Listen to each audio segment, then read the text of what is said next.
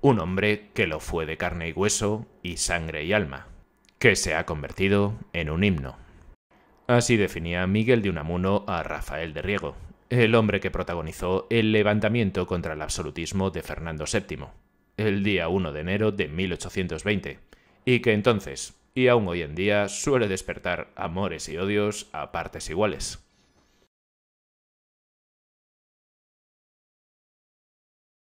Hola, ¿qué tal? ¿Cómo estáis? Como veis, hoy no nos movemos del siglo XIX español para hablar de Rafael de Riego, un personaje que a principios de este siglo fue de lo más importante, ya que su alzamiento provocó el trienio liberal, el cual, bueno, como ya sabéis, terminó de la peor forma para el general asturiano. Un 7 de abril del año 1784 nacía en Asturias nuestro protagonista de hoy. Y unos meses después, en octubre de ese mismo año, nacía en San Lorenzo del Escorial el futuro rey y también su futuro archienemigo Fernando VII. Por no entretenernos mucho, este hombre fue guardia de corps y desde el mismo 2 de mayo este hombre se encontraba confinado en Aranjuez, ya que se negaba a obedecer al general Murat, ya que él era favorable a su rey, entonces Fernando VII. Sí, habéis escuchado bien. A pesar de todas las movidas posteriores que tuvieron entre ambos, él siempre fue partidario del rey Fernando VII. Pero bueno, retomando, al principio de esta guerra él fue hecho preso, pero lograría escapar. En concreto escapó hacia el norte de la península, su tierra natal, Asturias, donde tomaría las armas como capitán en el regimiento del Tineo. Allí serviría bajo las órdenes del general Acevedo y sufrió una derrota en la batalla de Espinosa de los Monteros que le volvió a llevar a la prisión. De aquí pasaría a Francia, donde se pasaría el resto de la guerra en un régimen de semilibertad, ya que era un alto cargo. Se dice que sería en esta etapa donde Riego empezaría a conocer las ideas liberales y también que por entonces ingresó en la masonería. En marzo de 1812, las Cortes de Cádiz aprobaron la que sería la primera constitución de la historia de España, y Riego, liberal y sobre todo contrario al absolutismo, una de las primeras cosas que hizo nada más regresar a España fue jurar esta Constitución. Pero como bien sabéis, tras la guerra con Francia, Fernando VII, a quien entonces se le conocía como el Rey Deseado, lo primero que hizo al llegar a España fue declarar nula la Constitución de 1812 y perseguir a toda persona liberal. El levantamiento se demoraría 6 años hasta 1820, y es que Riego, a quien muchos calificaban como utópico, se dice que tenía la esperanza de que el rey Fernando diera marcha atrás y aceptase la Constitución de 1812. Incluso durante el levantamiento, que tendría lugar el día 1 de enero, los militares sublevados se dirigieron al monarca con las siguientes palabras. Las luces de Europa no permiten ya, señor, que las naciones sean gobernadas como posesiones absolutas de los reyes. Los pueblos exigen instituciones diferentes, y el gobierno representativo es el que las naciones sabias adoptaron, el que todos apetecen, el gobierno cuya posesión ha costado tanta sangre y del que no hay pueblo más digno que el de España. Aquí quiero hacer un pequeño alto en el camino para comentaros que, bueno, desde la visión más hispanista se suele ver a este hombre como un auténtico traidor.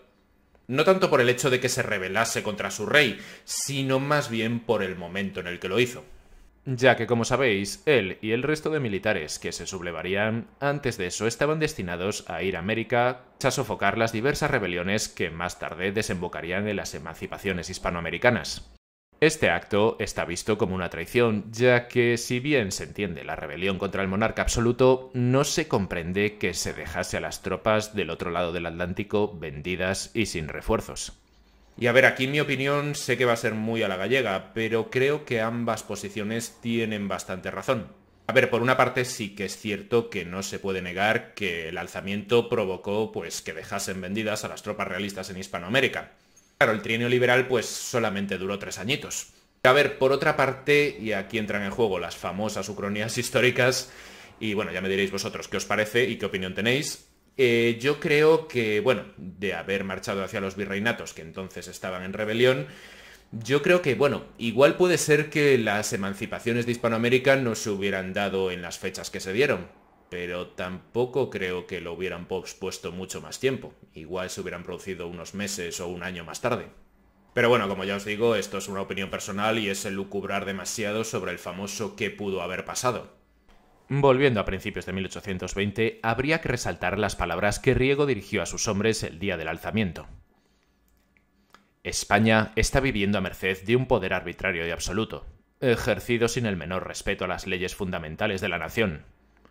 El rey, que debe su trono a cuantos lucharon en la guerra de la independencia, no ha jurado, sin embargo, la Constitución. La Constitución, pacto entre monarca y el pueblo, cimiento y encarnación de toda nación moderna.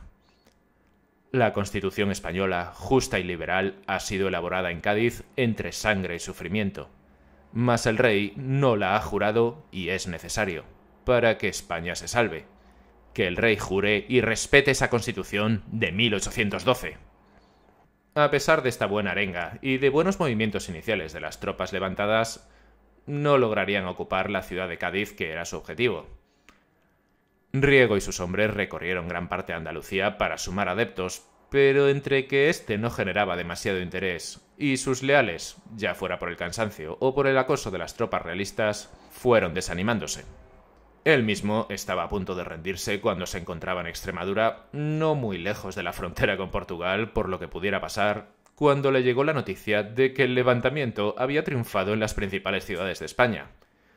En Galicia, Acevedo ocupó Orense, Coruña y Santiago.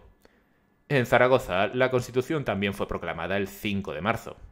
5 días después, pasaría lo mismo en Barcelona. Pamplona seguiría el ejemplo. Y cuando en Ocaña, a unos 60 kilómetros de Madrid, también se juró la Constitución, a Fernando VII le empezaría a entrar el canguelo. Como estáis viendo, el levantamiento del 1820 triunfó un poquito de casualidad, y más que por acciones militares de Riego en sí, por su simbolismo. Pero bueno, lo más gracioso aquí, e hipócrita también, es la frase que soltó Fernando VII cuando ya no le quedó otra que firmar la Constitución.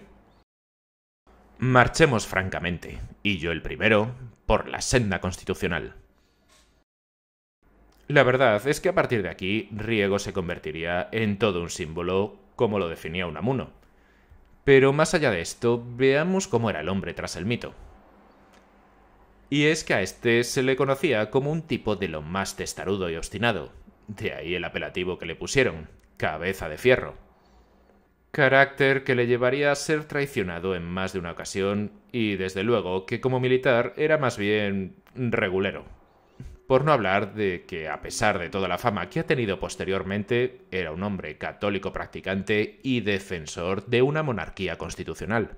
Y a ver, también era bastante habitual que cuando ambos desfilaban juntos, el monarca y Riego, las gentes cantasen el famoso himno de Riego, del que hablaré ahora en unos minutos, y también le gritasen al monarca el famoso Trágala en referencia a la Constitución de 1812.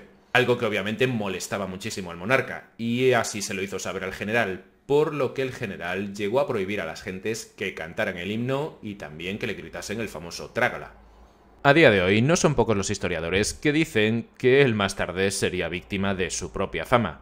Y es que, como suele ser normal en estas situaciones, se convirtió en un hombre adorado por la muchedumbre de las ciudades. Algo que me comentó mi colega Pedro Villanueva este pasado martes en un directo. Y también añadió una anécdota respecto a este que era de lo más curiosa. De hecho, hay una anécdota que cuentan que una mujer le regaló un anillo a Riego de regalo, ¿no? La vio por la calle y le dijo, toma, esto para ti y tal. No se sabe, a mí me parece muy sospechoso, pero el torpe de Riego era torpe hasta en el amor y se lo regala a su mujer. ¿Quién le regala un anillo que te ha dado? Yo para mí que se lo pilló ella y esto, ay no, te lo iba a regalar, ¿sabes? Yo para mí que salió el paso como pudo, como buen asturiano. Es nuestro aniversario, toma cariño. Eso es. Y entonces la otra estaba que echaba fuego. En cuanto a los años del trienio liberal, la verdad es que, como veis, no fue demasiado tiempo y los liberales que estaban en el poder se pelearon en bastantes ocasiones entre sí. Por no hablar de que el movimiento liberal nunca llegaría a calar del todo entre las poblaciones rurales. Riego llegaría a decir que la libertad estaba en peligro, ya que todos ellos estaban rodeados de precipicios. Bien sabéis, todo esto terminaría en el año 1823, cuando el duque de Angulema entró en España al mando de su ejército, los llamados 100.000 hijos de San Luis. El gobierno de entonces salió de Madrid y se intentó refugiar en Cádiz. Y bueno, a ver, resumiéndolo mucho, los liberales perdieron, la Constitución fue abolida y el absolutismo se reinstauró en España. Los liberales serían nuevamente perseguidos, y Riego fue encarcelado y condenado a la horca en un juicio que hoy en día se ve como a todas luces ilegal. Pero para un militar, ¿qué significaba eso de morir en la horca? Pues sin duda era la mayor de las humillaciones que se podía dar a un soldado. Lo habitual era la pena por garrote vil, en la que el reo o condenado a muerte moría sentado. Por entonces, la muerte por ahorcamiento quedaba reservada a los criminales de peor ralea, y Riego fue sentenciado a ella.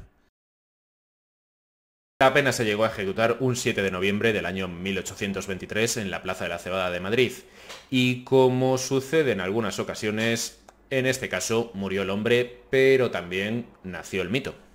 Y digo mito sobre todo por el himno que se compuso en honor a él, el cual fue utilizado de manera oficial durante la Primera República y también durante la Segunda, aunque en esta última no de forma oficial. Este himno sería compuesto por su amigo Evaristo San Miguel, apodado Patria. La canción fue escrita por primera vez antes de la muerte del general para alentar al levantamiento de las poblaciones allá por donde pasase la columna de Riego. Tras su muerte, su mujer Teresa, quien había sido enviada a Inglaterra antes de la entrada de los 100.000 hijos de San Luis, intentaría recuperar su cuerpo junto al hermano de Riego. Pero como sus restos estaban en una fosa común, todos esos intentos fueron en vano, y ella no tardaría en enfermar y morir poco tiempo después. Aquí mi vídeo de hoy, si os ha gustado ya sabéis, podéis suscribiros que es gratis, dejarme un like que me ayuda mucho, o un comentario con qué os ha parecido el vídeo que me ayuda más todavía.